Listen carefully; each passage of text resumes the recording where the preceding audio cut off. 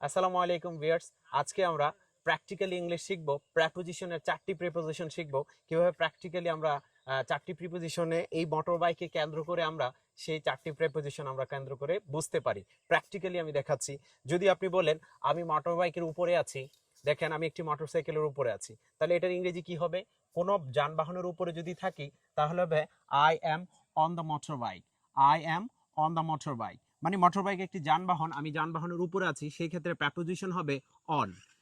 So now আমি এখন motor bike থেকে নেমে গেলাম। নামার পরে আমি যদি মোটর বাইকের একদম সামনের সারিতে চলে আসি, আমি মোটর বাইকের সামনে আছি, তাহলে হবে I am in front of the motor bike. এখন দেখেন আমি প্র্যাকটিক্যালি এখানে মোটর বাইকের পেছনে চলে যাচ্ছি। এই যে দেখেন পেছনে চলে আসলাম, তাহলে হবে I am behind the motor bike. এখন আমি মোটর বাইকের পেছন থেকে আমি সামনে এই সাথে দাঁড়ালাম। সেই ক্ষেত্রে যদি মোটর বাইকের কোনো বস্তু সাথে থাকে তাহলে হবে I am beside the motor bike. তাহলে আমরা 4টি প্রিপোজিশন শিখলাম। যদি আমি মোটর বাইকের উপরে থাকি তাহলে হবে I am on the motor bike.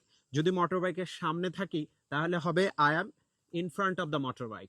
But যদি মোটর বাইকের পেছনে থাকি তাহলে যে প্রিপোজিশনটা করতে হবে behind, I am behind the motor bike. So আর লাস্ট যেটা সেটা হলো I am beside the motor bike, মানে আমি মোটর বাইকের সাথে রয়েছি।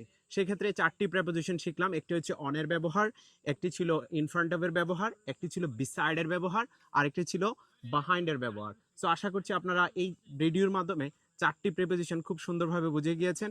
প্র্যাকটিক্যাল ইংলিশ প্র্যাকটিক্যালি আমি দেখিয়ে দিলাম যে কিভাবে আমরা প্রেপোজিশন দিয়ে এই 4টি বাক্য তৈরি করতে পারি। Thank you so much for watching this video. Bye bye, tata.